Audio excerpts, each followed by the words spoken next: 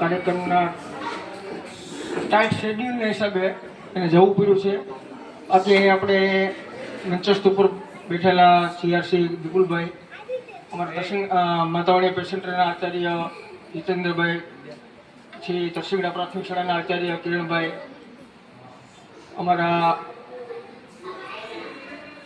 બધા સ્ટાફ મિત્રો, મારા બીજા ગામના દરેક આગેવાન ભાઈઓ તથા બહેનો, મારા શાળાના બાળકો, આજનો જે વિવિધ કાર્યક્રમ છે, મને મારા કાર્યક્રમ કરતા ગામનો જે કાર્યક્રમ કરવામાં આવ્યો બહુ મને આનંદ આવ્યો. કેમ કે શાળા છે એ મારું એક સ્વપ્ન હતું. કેમ કે આજ 36 વર્ષ ત્યાં રહ્યો છું, તો ભાઈ કઈ પરિસ્થિતિમાં રહ્યો એ મને ખ્યાલ છે બધી. અને એ શાળા છે એ આજે આવી થઈ અને ઊભી રહી છે. આપણી અમીરભાઈ આપણા પ્રમુખ સંઘના હતા. આ લોંગ ટર્મ ઇન્વેસ્ટમેન્ટ છે. આ બધું તરત જ પરિણામ નથી મળતું. ઘણું બધું મેળવવા માટે ઘણું બધું ગુમાવવું પડે છે. હવે મારે વ્યક્તિગત પેલાની વાત કરું તો હું ઘણું બધું મારું વ્યક્તિત્વ સંઘર્ષમય સંદર્ભમાં પસાર થયું. મારી જ્યારે નિમણૂક બાબરા થઈ, મારા ઘરની પરિસ્થિતિઓ પણ બધી એવી હતી કે હું જ્યારે હાઈસ્કૂલમાં 8 થી 10 ધોરણ ગયો ને,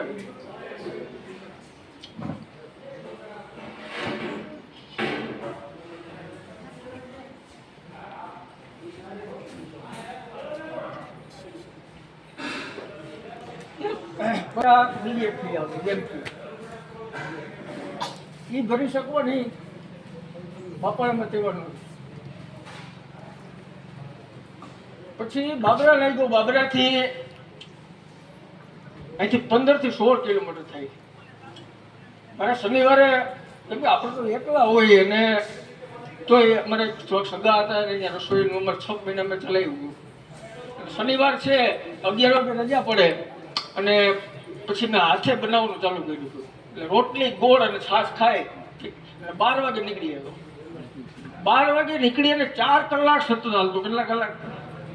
16. કેમ કે 1986 ની વાત કરું ત્યારે આ ગામની અંદર આપણા પુરોહિત સાહેબ, આપણા રાજેશભાઈ છે, એના અદાને પાસે મોટરસાઇકલ હતી, બાપભાઈ પાસે. અને મારા ગામમાં ભીમભાઈ પાસે, નાઈભાઈ પાસે, બે વચ્ચે સહિયારી મોટરસાઇકલ લીધી હતી. પછી ક્યાંય વાહનો મળતા હતા. હું જ્યારે 12 વાગે નીકળતો ત્યારે મને રસ્તામાં આપણને એમ થાય કે કંઈક વાહન મળી જાય તો, કંઈક ગાડીવાળો મળી જાય તો. 4 કલાક લાગે એ પહોંચતો. મને એક ગાડી મળતી હતી જ નહીં. કઈ ગાડી ન મળતી એટલે આપણને કોઈ લેતું નહીં કેવું નતું. પણ ગાડીઓ જ ન હોય તો શું કરો તમે? આવી પરિસ્થિતિની અંદર મેં 1.5 વર્ષ 2 વર્ષ ત્યાં કાઢ્યા. ત્યાર પછી મારી નિમણૂક 88માં થઈ ગઈ.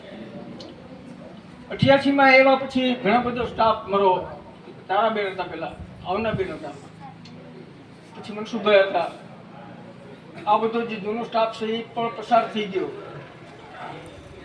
નવો સ્ટાફ આવ્યો. આ કિરણબેન જ્યારે આવ્યો ને તો હું ઓલું નથી કરતો અને મારે એ જે બાંધકામ આવતું હતું મારું મધ્યાહન ભોજનનું, અને ત્યારે એ બરોબર હાજર થવા આવ્યા. એને એમ થયું છે કે આ માથે હતો એટલે એ આચાર્ય છે એને મનમાં નવાઈ લાગી હતી. એટલે ખરેખર મેં જે કામ અહીં 30 વર્ષ કર્યું છે, મારી જે આવડત પ્રમાણે, હું એમ નથી કહેતો કે આપણામાં બધી કુશળતા હતી, જેટલું મારાથી થઈ શકું એ નિષ્ઠાથી મેં કર્યું છે. બીજું કંઈ નહીં. કોઈ પણ કામ કરું અને ગામની સાથે 30 વર્ષની સુધીમાં મારા બધા સાથે કોઈ મારું કોઈ દિવસ ઇન્સલ્ટ નથી કર્યું. મને ગર્વ છે મારા ગામ. અને ગમે તે છોકરાને મેં ગમે ત્યારે, ભલે અમે શિક્ષક છે ને, અમને ક્યારેક ગુસ્સો અમને આવતો, અમે માણસે છીન છે વટે, અમે કઈ બીજા કામ બોલામાં નહીં, પણ ન આવ્યું હોય કે ન કાંઈ એવું થતું હોય અથવા કોઈ ઝઘડતા હોય તો અમારો ગુસ્સો આવી જતો હોય. મને થોડુંક કહેતા હોય, મને ક્યારેક વધારે ગુસ્સો આવી તો મારી પણ લેતા હોય. આજ સુધીમાં મને 36 વર્ષમાં મારો એક વાલી મને કોઈ ફરિયાદ લઈને આવ્યો નહીં. શું કામ માન્યું? આ ગામ પ્રત્યે મને એક મોટાનું અભિમાન છે. અને હું આ ગામ સાથે પહેલેથી વસ્તી ગણતરી કરવાની હોય તો મેં 2 વસ્તી ગણતરી કરી, BLOની કામગીરી કરી. સતત હું સંપર્કમાં રહ્યો છું. અને ઘણા બધા ઘર એવા છે કે મારે પારિવારિક સંબંધ છે એની સાથે. કે અમે પ્રસંગોપાત છે પણ આખા સહકુટુંબ પરિવાર અમે આવી જઈએ છીએ. આવી રીતના મારું ગામ જે છે એવો જ આવી રીતે મારું ગામ જ છે, વતન તરીકે જ મેં રાખ્યું છે, બરોબર. અને ખરેખર એનો મને ગર્વ પણ છે. તો આવી રીતે અને સંઘર્ષની વાત કરું તો આ જે અમારી પરિસ્થિતિ હતી, રાજેશભાઈએ વાત કરી અમારાથી ત્યાં આ છેલ્લા 3 વર્ષમાં તો બેસાય એમ નહોતું કહી તો હાલે. આ ચોમાસું આવે ને અમારી પરિસ્થિતિ ખરાબ થાય. ભલે ઉનાળાની અંદર વાંધો ન આવતો હતું છાંયો. અને મેં આજે 2 વર્ષ પહેલા ડિમોલેશનમાં મારા બાળકો બેસે છે એવું લખીને મોકલ્યું. ખરેખર અમને ડિમોલેશનમાં સરકાર છે એને ખબર પડેલી રાઈડ ફાટે અને એને ગમે જ નહીં. અમને વ્યવસ્થિત ક્યાં અહીંથી વિપુલા અમને કે અમારો ટીપીઓ આવડી વૈયા ગયા સાહેબ. હું એને મોઢે પણ કે અમને તરત ઉપર દે શું કામ ભાઈ તમે બેસાડો છો. પણ અહીંની પરિસ્થિતિ શું છે એને ખબર નથી. અમે એને સાહેબ વૈયા ગયા કે સાહેબ છે. અમે બંને ગામની અંદર રાખી ઉત્તમભાઈના ફાધર અને બધા ગામમાં તપાસ કર્યો ભાઈ આપણે બાળકોને વ્યવસ્થા. પણ એવું કાંઈ આપણા ગામની અંદર અમારા રાજેશભાઈ કીધું સમાજ નથી, કોઈ કોમ્યુનિટી હોલ કે કાંઈ નથી. મેં 3 વર્ષ લગી આ તો ભગવાનની કૃપા કહેવાય. હું એમ કહું કે કાંઈ બન્યું નથી એ મારા માટે. હું તો એમ કહું છું કે ઈશ્વરની કૃપા મારી ઉપર પહેલેથી જ રહી છે. ભલે બધામાંથી હોય જ પણ હું વિશેષ માનું છું કે કૃપા જ કહેવાય. તો 3 વર્ષની અંદર અત્યારે આ સરકારમાં કાંઈ થાય તો શું પોઝિશન થાય છે એ અત્યારે આપણે છાપાની અંદર વાંચીએ છીએ, ઘણું બધું આવે છે. પણ આ કૃપા કે કાંઈ થયું નહીં. અને છેવટ જ્યારે સુરતનો બનાવ બન્યો ત્યારે મારા જવાબ દેવા પડ્યા. મને રૂબરૂ બોલે એવું નીકળ્યું કે ભાઈ શું કામ આવી ગયા. પણ હું અહીંથી એસએમસીનો ઠરાવ લઈ ગયો. કેમ કે ગામ પ્રત્યે તો મારા બધું હતું જ. ગામમાંથી મને જેમ કહે એમ કરી દે બધા, બરોબર. એટલે એસએમસીનો ઠરાવ લઈને ગયો ને આપ્યો. હમણાં પછી રાજકોટનું બન્યો પાછો મને બોલે ઉનાળામાં તો ભાઈ શું કામ આવી ગયા તમે બેન. તમે અમારી પરિસ્થિતિ જુઓ. અહીં અમારી પાસે સંડાસ બાથરૂમ નથી, અમારી પાસે કંઈ કોઈ બીજી વ્યવસ્થા નથી. અહીં અમારે કંઈ નહોતું. પણ આ રાજેશભાઈ અને મને મારો સ્ટાફ છે અને મને બહુ સહકાર આપ્યો છે. ભલે હું એમ નથી કહેતો કે મને કાંઈ બધી વસ્તુની ખબર જ પડતી નથી, હું એટલો બધો હોશિયાર પણ નથી. એ આજે તમને કહી દઉં છું. મેં જે અનુભવથી મેળવ્યું છે અને મને મારા સ્ટાફે જે મને મદદ કરી છે, સહકાર આપ્યો છે, એનો પણ આજે અનુભવ છે. રાજેશભાઈ ઝુંઝવાણીયા કરીને વહી ગયા છે. એ છોકરો પણ બહુ હોશિયાર હતો અને એને પણ એટલી મદદ કરી હતી મને.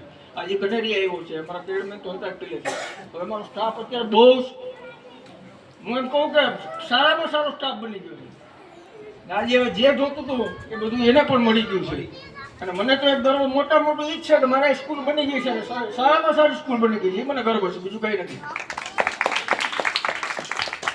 મારા એસએમસી મેં ચલાવી છે, બરોબર છે. પેલા બીએમસી નામ હતું, અત્યારે એસએમસી છે.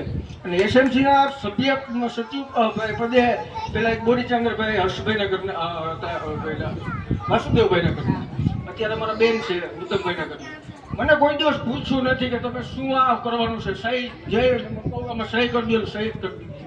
એટલે મારી મને એટલો બધો વિશ્વાસ હતો. પછી કહેવાય મને એમ કોઈ દિવસ નથી થયું કે આ કોઈ પણ બાંધકામ કરું છું તો એમાંથી આપણને 5 રૂપિયા 25 રૂપિયા મળવા જોઈએ, બીજું કાંઈ નહીં. મેં મારું આ એક બિલ્ડિંગ મેં પણ બનાવ્યું છે, પ્રજ્ઞાશાળા અત્યારે જે હતી એમાંથી મેં મારા કારીગરને કહી દીધું કે તારે એમાં એક સિમેન્ટની જરા નબળું કામ કરવાનું નથી, ક્યાંય કચાશ રાખતો જ નહીં. પછી કહેવાતું કેમ કે આ વસ્તુ છે એ અમારી છે અને અમારા બાળકો બેસે ને આ બાળકો છે ને એને કાંઈ ખબર નથી. આ ભગવાનના ટોળા છે સમજી ગયો.